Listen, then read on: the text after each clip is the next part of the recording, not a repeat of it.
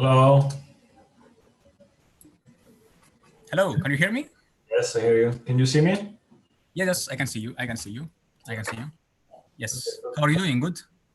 Yeah, good. So let's try share the. Yes. Share my screen, eh? Hello. Yes, I hear you. Can you see me? Yes, I can see you. I can see you. I can see you. Yes. How are you doing? Good? Yeah, good. So let's try share the. Yes. Share my screen, eh? Hello. Yes, I hear you. Can you see me? Yes, I can see you. I can see you. I can see you. Yes. How are you doing? Good?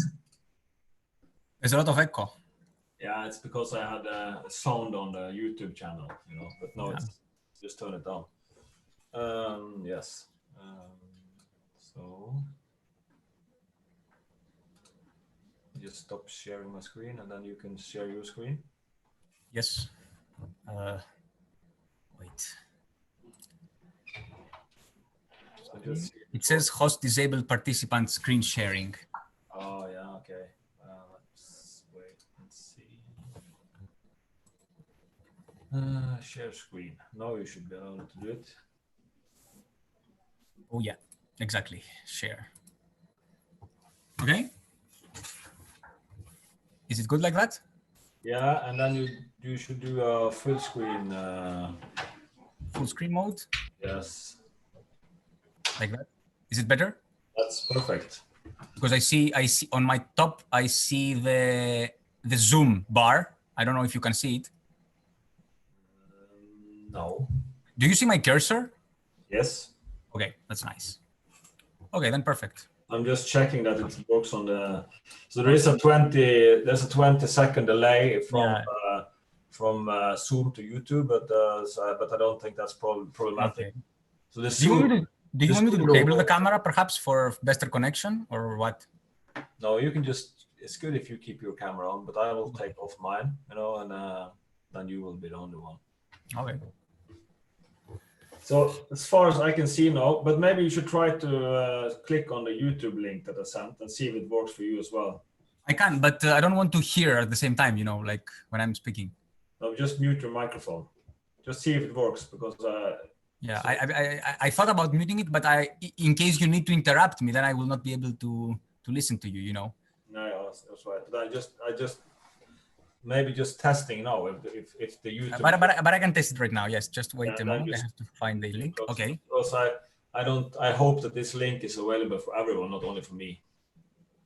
Okay. Because this is on my personal YouTube channel. But I don't want to hear at the same time, like when I'm speaking. Okay. So just mute your microphone.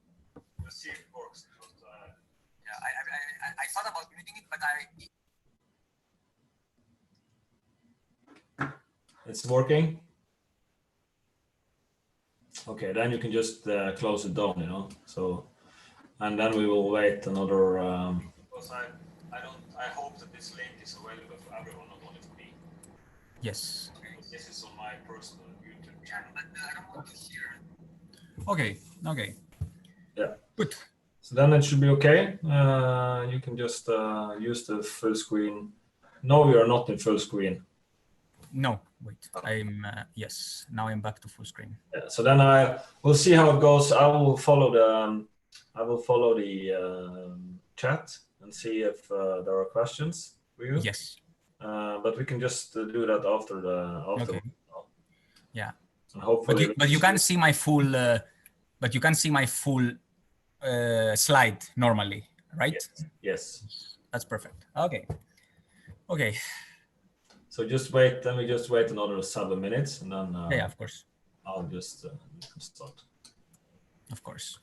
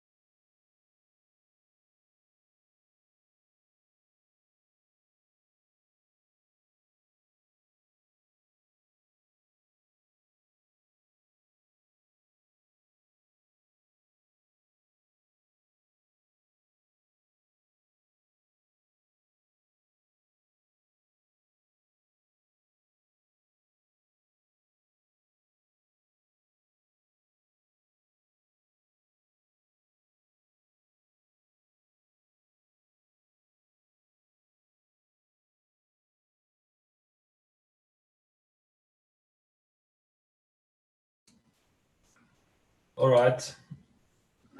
Are you ready? I am. Yeah. So since there is a small delay, we can just start. So, Okay. so I just give the word to you, Alexis, and then I will try to follow the chat on YouTube, and we can take questions afterwards. I hope that by next week we may have a better solution on this, because Zoom also have a webinar function that we're trying to activate. So, but please, the floor is yours. Yes. So I start. Hello, ladies and gentlemen. My name is Theophilopoulos Alexios, and today I'm going to present you my PhD project titled Reconstructing the Surface Mass Balance from the Greenland Ice Sheet Stratigraphy. So the first question we're going to pose is, what do we see inside an ice sheet? Well, inside an ice sheet, we see several layers of accumulated snow. Each one of those layers corresponds to a different time period of the past. The layers closer to the bottom, the deeper layers, are the older ones, while the layers closer to the surface are the younger ones. And because each one of those layers corresponds to a different time period of the past, it contains important information about the surface mass balance, meaning the accumulation minus the melting that created said layer at the time of deposition. The question is, can we use the thickness of those layers in order to reconstruct the surface mass balance of the past? Well, first we need to consider what are the factors that affect the thickness of the layers. Well, of course, one is surface mass balance itself. The greater the accumulation, the thicker the layer is going to be. The second factor is the dynamics. You see, as time goes by, mass is transported from higher elevation points towards lower elevation points. And because the layers lose mass, they keep thinning. So in order to take into account both of these factors, we need the use of an isochronal layer model. Now, the model that we are using for the project was developed by my supervisor, Andreas Born, from the University of Bergen. And it's essentially a two-dimensional representation of an ice sheet. The X is the horizontal direction, while Z is the vertical one. The interesting thing about this model is the way it treats the layers. Every 500 years, a new layer is added on top of the previous ones. Flow is only allowed to move on the horizontal direction within each layer, while on the vertical direction, flow does not penetrate from one layer to the next one, but instead moves downwards together with the layer itself. So what does the model do? Well, the model gets as an input the surface mass balance and produces as an output the thickness of the isochronal layers. But what we want to do in our project is the opposite. We want to start from the thickness of the isochronal layers and reconstruct the surface mass balance. Now, where do we find these isochronal layers in reality? Well, in reality, we find it from data. It can be from ice cores, it can be from radiostratigraphy. But because for the project right now, we want to develop an assimilation method that will allow this reconstruction of the surface mass balance and test its accuracy, instead of getting the isochronal layers from data, we're going to use a target simulation and get it from there. So what is a target simulation? Well, we define a simulation as realistic as possible. And the input that the simulation gets is the surface mass balance, which changes through time with this time series here, which is given by an ice core. While the distribution of the surface mass balance in space is actually follows this inverse parabolic. And we use this input of surface mass balance distribution through time and space inside our model as an input. And the model runs, builds up the glacier layer by layer until it reaches 46,000 years, which is the end of the simulation, which is the current time period. But of course, we don't know anything about the evolution of the glacier. We only know the glacier as it appears today at the end of the simulation. And now, what we are going to do is that we are going to pretend that we don't know the surface mass balance used as an input. And we're going to try, just by looking at the isochronal layers, to reconstruct the surface mass balance. And how we're going to do this? Well, we need to start from something. We need to start from a glacier. And thus, we choose a completely random glacier, We initialize it with a completely random value of 20 meters per layer. You can see it's depicted here with red. And because we have no knowledge about the real distribution in space or in time, I just choose it, this 20 meters per layer, to be constant in time and constant in space. And I use this input inside my model, and I get this glacier. Now, because I know the isochronal layers of the target simulation, I know that my glacier, my reconstruction, is quite off. So I know that the original value of the surface mass balance that I gave is wrong. But how do I correct this surface mass balance in order to better approximate the correct solution? Well, we need to develop this assimilation method. We need a definition of a variable that keeps track of the thinning of the layers as it happens. This is how the layers are built one by one. At 0 years, at the beginning of the simulation, we only have one layer. At 500 years, a new layer is going to come on top of the first one. But at the same time, the first layer is going to thin.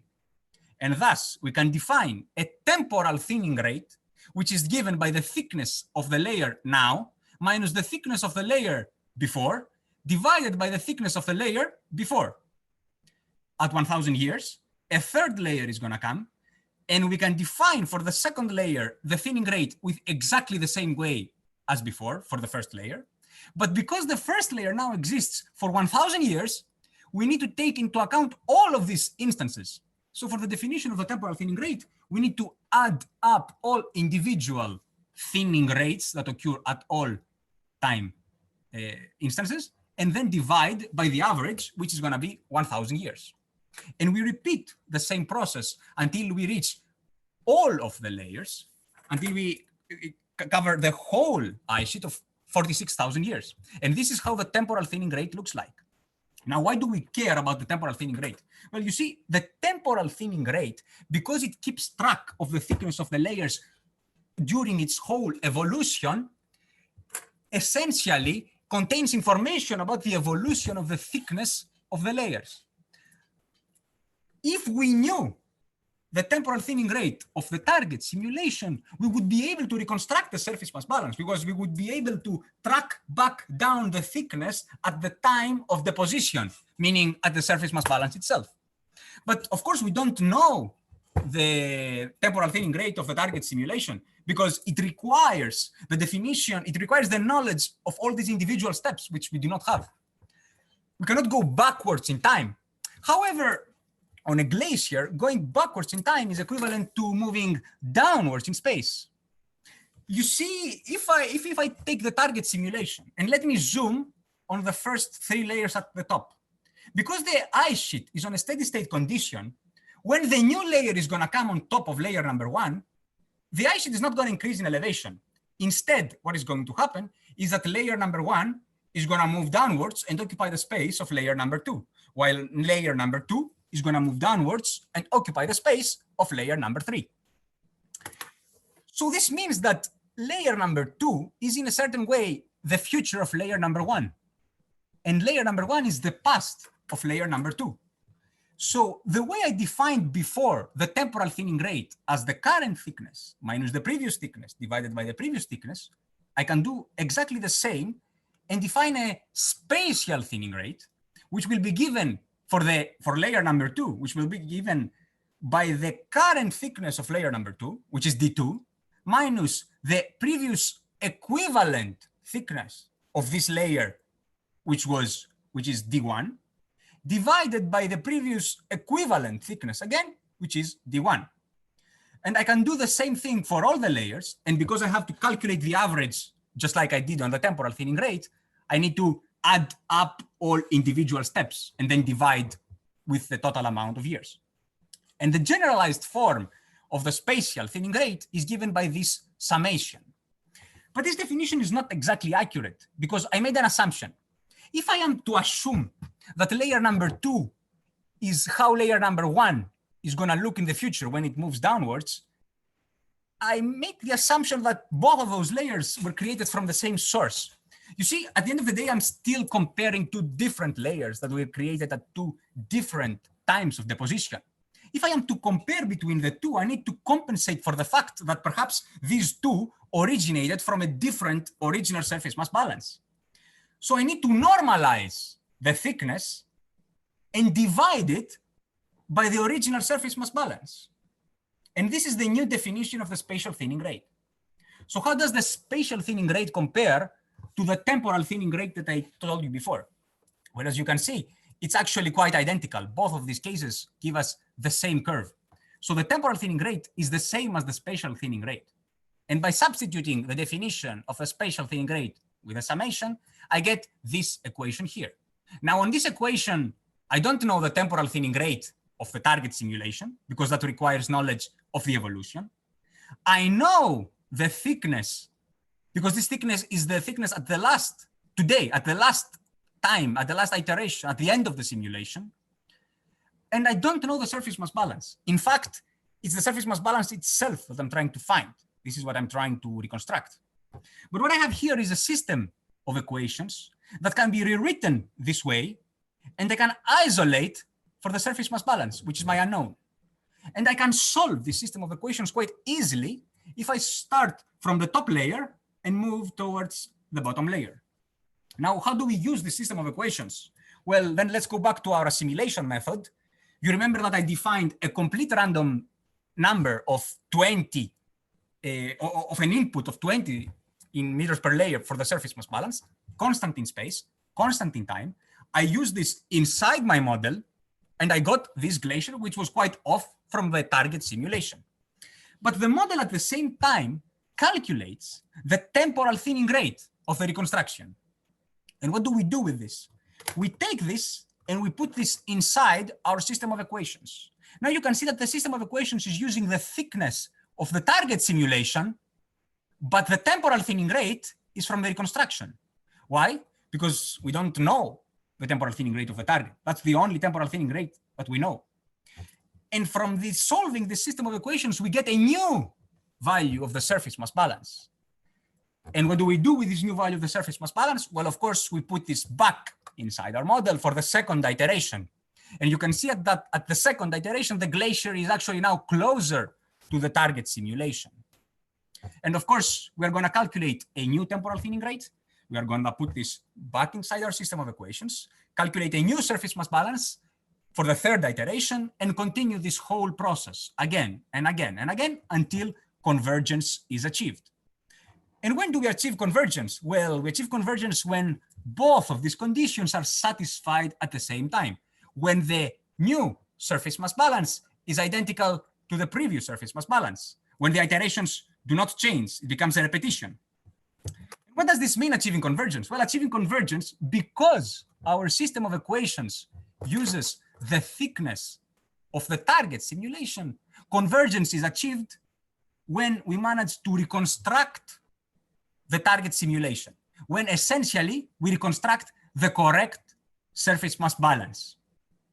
So in our case, we need 20 iterations for convergence to be achieved.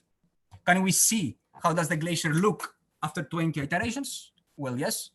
You can see that after 20 iterations of this process, the glacier has been perfectly reconstructed. And what about the surface mass balance itself, the input? Well, as you can see here, the red dots actually follow the time series quite accurately, which means that we can manage to capture the correct value that was in our input of the target simulation. And not only the time series was reconstructed, but the distribution itself also captures the inverse parabolic. So what does this mean? Well, does this mean that we managed to reconstruct the surface mass balance? Well, yes, but only under certain conditions. There are still some issues to be addressed. You see, reconstructing older layers is generally harder because the older layers exist for longer, and thus they are subjected to long dynamical effects for longer periods of times. With the same logic, locations near the margins are also harder to reconstruct because the velocities there are actually stronger. Again, where the dynamical effect is strong, reconstructing the surface mass balance is hard. It's also that this case that we managed to reconstruct is indeed quite realistic, but we made the assumption that the inverse parabolic distribution remains like this throughout the whole process. It never changes. I mean, the value of the parabolic does change, does follow this time series, but it always stays but the distribution always remains this inverse parabolic. It would be interesting to see if we can reconstruct a case where the distribution changes through time. But overall, I would say that our simulation method produces some good results, and we are quite optimistic for the future. And with that said, I conclude my presentation. Thanks a lot.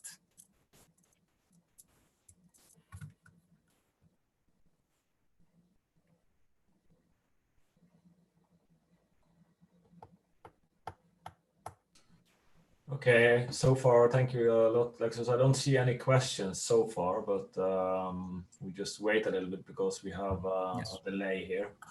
So just wait and see if anyone. So please, if anyone have questions, write it in the chat or send me an email to me.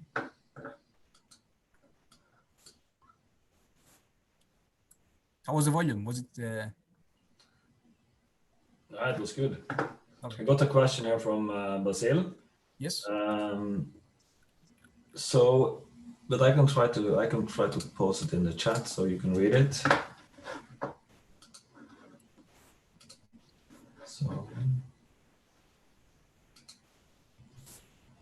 So now there you see the question. Just a moment. Yes. So is this?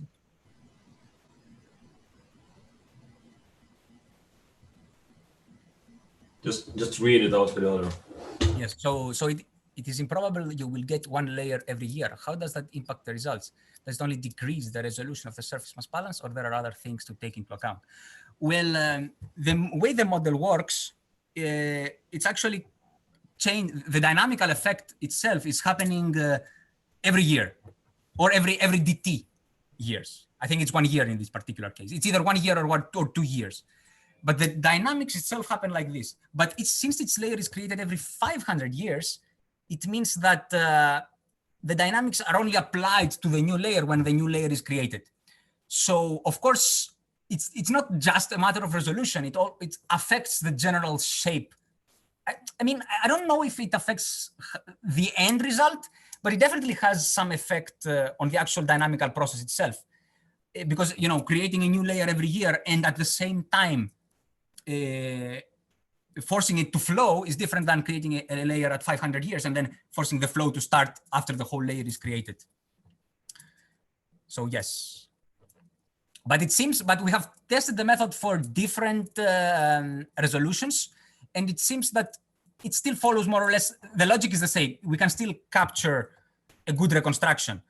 Of course, if the layer is too big, then the model is crashes because the gradient becomes too steep, and thus there are too big velocities that crash the model. So we need to keep a balance there. We cannot put the layer too small either, because then the computational time is going to be very large. But for something like that, 500 years is actually fast. So perhaps we can increase the resolution a bit more if we think this is necessary. So yes, I hope I answered the question.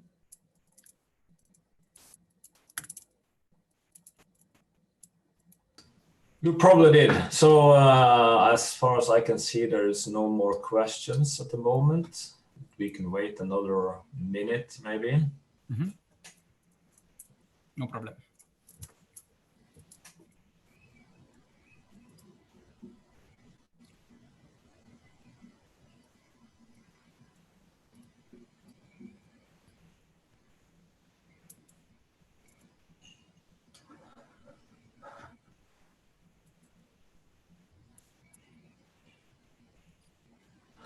No, it doesn't seem like there are any more questions. So thanks a lot for your nice presentation. Thanks a lot for giving me the chance.